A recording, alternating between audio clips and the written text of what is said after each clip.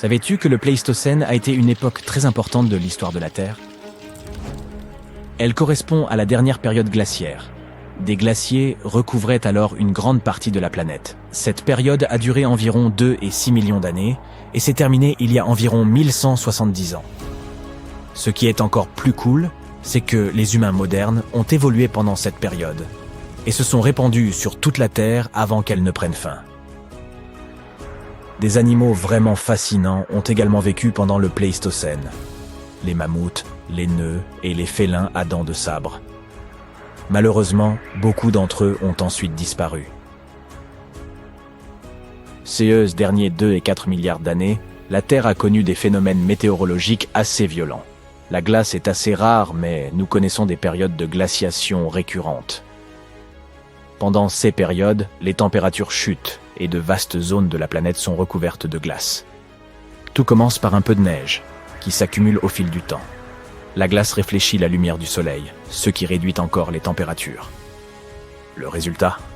De vastes glaciers qui se déplacent lentement vers l'équateur et modifient le paysage. Et lorsque la glace fond, le niveau de la mer augmente à nouveau, et tout change. Au total, nous avons connu au moins 5 périodes glaciaires. La première a été si intense que la planète s'est transformée en une énorme boule de neige. À l'heure actuelle, nous sommes en fait au milieu d'une de ces périodes. Mais nous traversons une époque de réchauffement temporaire, commencée il y a environ 1100 ans. 6 périodes chaudes sont appelées interglaciaires, et nous ne savons pas exactement combien de temps elles durent.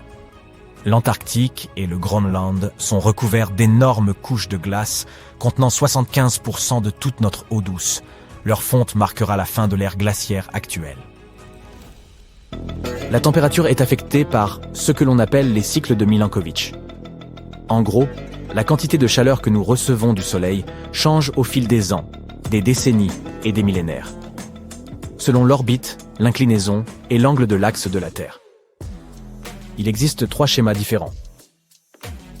Le premier est l'excentricité et concerne la forme de notre orbite. Le deuxième est l'obliquité et a trait à l'inclinaison de la Terre. Et le troisième est la précession, qui représente l'oscillation de la Terre en rotation. Selon notre position dans ces cycles, nous connaissons des températures plus ou moins froides. Mais d'autres éléments, la position des continents, l'atmosphère, jouent un rôle dans le destin de notre planète. Par exemple, l'orbite de notre planète n'est pas tout à fait circulaire. Elle est en fait un peu allongée, en forme d'œuf. Cela signifie que nous sommes parfois un peu plus près ou un peu plus loin du Soleil, selon la période de l'année. Nous appelons le point le plus éloigné du Soleil l'apogée, et le point le plus proche est le périgée. Lorsque nous sommes à l'apogée, nous nous éloignons du Soleil, mais la gravité finit par nous ramener vers lui. Cela signifie que notre orbite change un peu à chaque fois, déplaçant progressivement notre position par rapport au Soleil. Ne t'inquiète pas, même si notre orbite change, cela n'a pas un grand impact sur notre vie quotidienne. Les changements dans l'orbite peuvent affecter la quantité de soleil que nous recevons pendant l'été.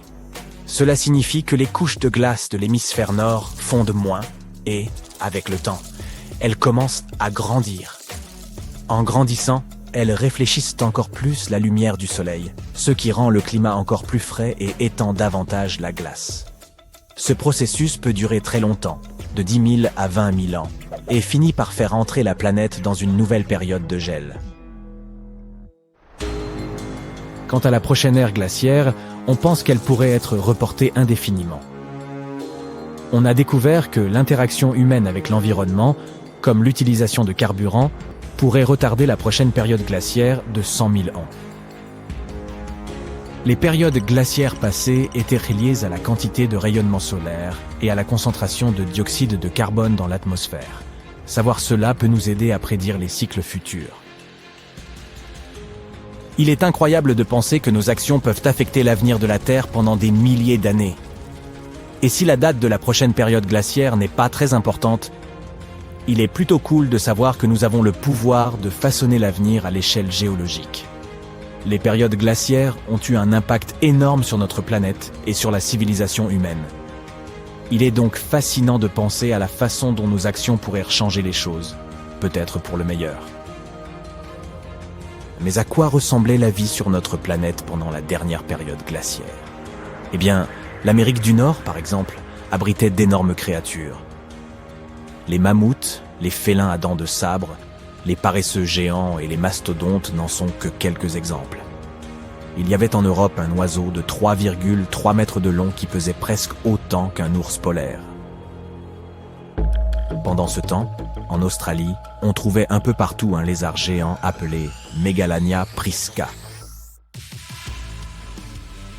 Même si certains animaux du Pléistocène n'existent plus, tu reconnaîtras peut-être beaucoup de ceux qui existent encore aujourd'hui.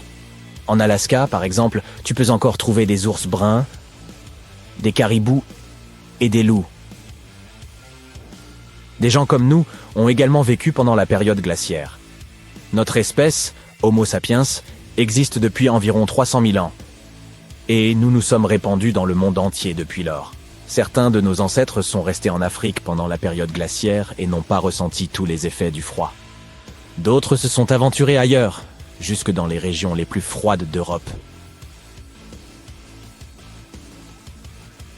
Nos premiers parents, comme les Néandertaliens en Europe et les mystérieux Denisoviens en Asie, étaient également présents à cette époque. Bien qu'ils semblent s'être éteints avant la fin de la période glaciaire, il est assez étonnant de penser à tous ces hominidés différents parcourant la Terre en même temps. Il est aussi fascinant, c'est de savoir comment notre espèce a réussi à survivre alors que nos cousins n'y sont pas parvenus. On pense que notre capacité d'adaptation, nos compétences sociales et l'utilisation d'outils ont joué un rôle énorme. Et, devine quoi? Les humains ne se sont pas contentés de se terrer pendant cette période. En fait, nous nous sommes beaucoup déplacés. Des empreintes de pas fossilisées trouvées dans le parc national de White Sands au Nouveau-Mexique prouvent que nous sommes présents en Amérique du Nord depuis au moins 23 000 ans, soit depuis l'apogée de la dernière période glaciaire. Bien qu'une véritable ère glaciaire soit encore loin, il est possible qu'une mini-ère glaciaire se profile à l'horizon. Certains scientifiques pensent que dans une dizaine d'années, nous pourrions connaître une baisse significative de l'activité solaire et des températures plus froides dans l'hémisphère nord. Il pourrait en résulter des conditions similaires au petit âge glaciaire de la fin du XVIIe siècle, lorsque la Tamise, au Royaume-Uni, a gelé. Les scientifiques hésitent encore sur les causes de ce refroidissement, mais il est fascinant de penser aux changements potentiels. Nous sommes déjà passés par là. Nous savons donc que nous survivrons très probablement à la prochaine grande ère glaciaire, même si nous ne trouvons pas le moyen de l'arrêter. Mais le prix à payer sera élevé. Toute la glace qui recouvrira la majeure partie de l'hémisphère nord proviendra des océans, ce qui entraînera une baisse du niveau de la mer. Cela pourrait signifier plus de terre pour certains pays, mais cela créera aussi d'autres problèmes. La baisse du niveau de la mer peut sembler une bonne chose à première vue, mais en fait, cela pourrait poser quelques problèmes. Ayant été recouvertes d'eau salée pendant des milliers d'années, les nouvelles terres pourraient ne pas être très fertiles. Cela signifie qu'elles ne se prêteraient pas à la culture et que nous devrions trouver d'autres moyens de nous nourrir. Au début de l'humanité, nous n'étions pas nombreux et la nourriture était abondante. Aujourd'hui, avec plus de 7 milliards de personnes sur la planète, c'est une autre histoire. Nous devrons faire preuve d'ingéniosité pour nous assurer que tout le monde a assez à manger. De mystérieuses chaînes montagneuses cachées sous d'immenses masses de glace, d'étranges créatures translucides à la peau diaphane, des plaines enneigées qui semblent chanter. L'Antarctique recèle ses propres secrets terrifiants. Et désormais, un trou de glace colossal, grand comme la Suisse, ne cesse de s'ouvrir. Les scientifiques viennent enfin d'en percer la cause. Ce trou, nommé Polynie de Maud Rise, fut observé pour la première fois en 1974 puis en 1976 dans la mer de Weddell. Depuis, il joue à se dérober, apparaissant, disparaissant, puis réapparaissant des années plus tard. Et chaque fois, il change mystérieusement de taille. Pendant des décennies, les chercheurs ont tenté de comprendre son origine. Puis, en 2016 et 2017, la Polynie a atteint une ampleur exceptionnelle, plus de 30 000 km². Elle est restée ouverte plusieurs semaines durant l'hiver, marquant la première apparition d'une Polynie aussi vaste et durable dans la mer de Weddell depuis les années 1970. Voici ce qu'il faut savoir sur la glace de mer Antarctique. En été, elle atteint son minimum, environ 2590 000 km², ce qui, oui, est considéré comme peu. En hiver, elle s'étend jusqu'à 10 130 000 km², couvrant près de 4% de la surface terrestre d'étranges plaques blanches. La majorité se forme pendant la longue nuit polaire sur les plateformes de glace flottantes entourant le continent. Ces ouvertures dans la glace, appelées polynies, se créent généralement quand de puissants vents venus de l'intérieur repoussent les plaques gelées. Ce même vent glacial fige davantage d'eau de mer à l'intérieur, ajoutant encore à l'épaisseur de la banquise. Mais la Polynie de Maud Rise se situe loin des côtes, là où ces vents ne peuvent agir. En plein océan, de pareils trous sont rares. Ajoutez à cela la réduction générale de la glace dans l'océan austral. De quoi dérouter les chercheurs. Quelles conditions précises engendrent ce vaste et persistant trou de glace? Pour résoudre l'énigme, ils ont analysé une montagne de données. Satellites, capteurs dérivants, et même les relevés d'animaux marins équipés de balises. Ils disposaient aussi d'années d'observation antérieures. Et leur découverte fut étonnante. En 2016 et 2017, le courant circulaire de la mer de Weddell, appelé Gyre de Weddell, était plus fort qu'à l'accoutumée. Cette énergie accrue permit à une eau plus salée et plus chaude des profondeurs de remonter vers la surface. La Polynie de Maud Rise se trouve au-dessus d'une montagne sous-marine du même nom. Durant les années où elle s'est largement ouverte, le renforcement du courant a concentré le sel autour de ce sommet englouti. En surface, les rafales ont balayé la glace, créant un mouvement en spirale qui a littéralement aspiré vers le haut cette eau plus salée. Ce surplus de sel a abaissé le point de congélation, permettant à la Polynie de se former et de se maintenir. Ces ouvertures jouent un rôle crucial pour la planète. L'eau dense et salée qu'elles produisent peut parcourir d'immenses distances, se propageant à travers les océans et influençant les climats du globe. Mais ces vastes entailles glacées ne sont pas les seuls phénomènes étranges et fascinants de l'Antarctique.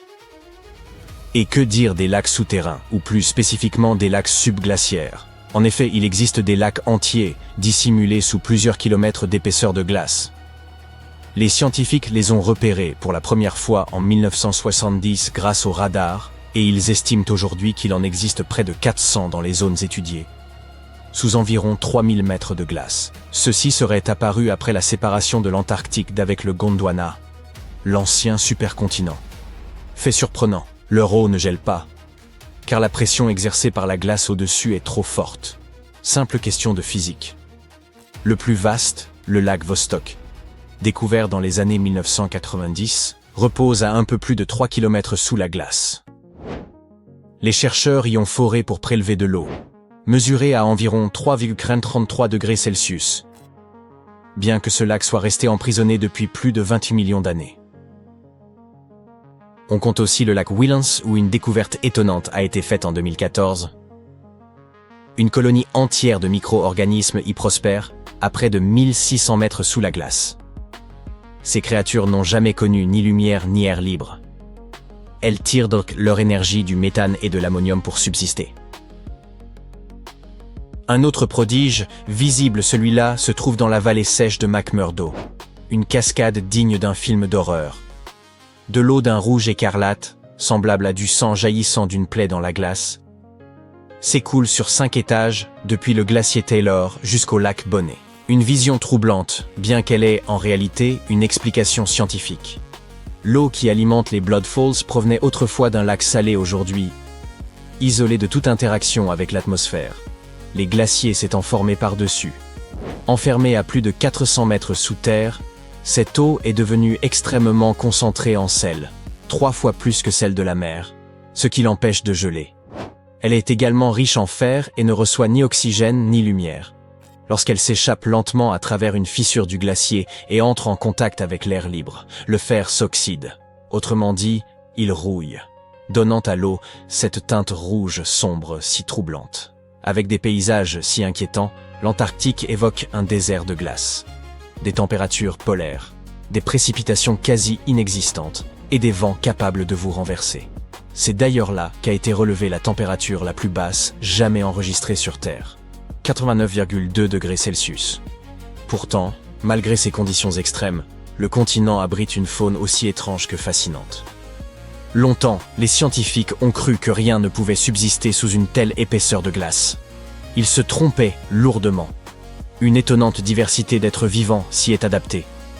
Des micro-organismes minuscules, des crustacés, d'immenses calmars, et même des araignées dont les pattes pourraient couvrir une assiette entière. D'énormes vers aux soies dorées et brillantes, pourvus de redoutables mâchoires dentées, rôdent également dans les profondeurs glacées. Et puis, il y a le poisson des glaces, un être entièrement translucide, aux grands yeux, dont les organes sont visibles à travers la peau. Ces poissons disposent de protéines antigel naturelles leur permettant de survivre dans les eaux les plus froides, mais ils périraient dans des eaux plus tempérées. Encore plus singulier, ils n'ont pas d'hémoglobine, cette protéine qui rend le sang rouge et transporte l'oxygène. Autrement dit, ils vivent sans la substance même qui permet à la plupart des créatures de survivre. Mais l'Antarctique n'a pas toujours été ce désert gelé que nous connaissons. Il y a des millions d'années, bien avant l'ère glaciaire, il était chaud, luxuriant et peuplé d'une vie abondante. Peut-être même de civilisations disparues. Difficile à concevoir, n'est-ce pas? Les scientifiques l'ont compris en découvrant du bois fossilisé, des restes d'arbres tropicaux et des empreintes de feuilles, signes indéniables d'anciennes forêts pluviales. Ils ont également exhumé des fossiles d'animaux marins, d'oiseaux et de dinosaures datant du Crétacé. Même les plus petites formes de vie ont laissé leurs traces, des ailes de coléoptères fossilisées, vieilles de 14 à 20 millions d'années, des fossiles unicellulaires et, plus stupéfiants, des cellules spermatiques vieilles de 50 millions d'années conservées sur l'enveloppe d'un ver disparu. Ainsi, il ne vous étonnera sans doute pas d'apprendre qu'au-dessous des épaisses calottes glaciaires de l'Antarctique se dissimule un gigantesque relief montagneux. La chaîne Gamburtseff s'étend sur près de 1200 km et atteint environ 3000 mètres de haut, soit près du tiers de la hauteur de l'Everest. Et pourtant, cet ensemble monumental repose sous une épaisseur de glace variant entre 2000 et 4000 mètres. Découverts en 1958, ces reliefs ont été détectés grâce à une zone de glace anormalement mince et à d'étranges relevés gravitationnels observés lors d'une traversée du continent. Bien que nul ne les ait jamais contemplés directement, les chercheurs en ont cartographié la forme grâce au radar et analysent leur structure interne à l'aide de mesures gravitationnelles et magnétiques. Le plus stupéfiant, c'est que la chaîne Gamburtseff date d'environ 1 milliard d'années. En théorie, elle aurait dû s'éroder depuis longtemps. Le fait qu'elle demeure encore intacte reste une énigme. La plupart des chercheurs avancent l'hypothèse qu'un manteau gelé, enfoui sous la glace, la protège de l'érosion et conserve ainsi cet ancien massif dans un état remarquable. Et pour conclure, sachez que l'Antarctique possède sa propre symphonie. La barrière de glace de Ross, la plus vaste du continent, atteint plusieurs centaines de mètres d'épaisseur et couvre près de 500 000 km², une superficie comparable à celle de la France. Les chercheurs ont récemment découvert que cet immense plateau de glace chantait réellement. Ce chant étrange naît du vent qui balaie les dunes de neige, provoquant des vibrations dans la glace et un bourdonnement sismique presque continu. On ne peut l'entendre à l'oreille, mais les capteurs sismiques en enregistrent la mélodie plaintive.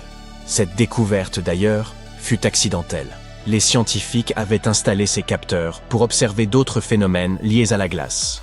Plus étonnant, la mélodie varie selon les conditions du moment.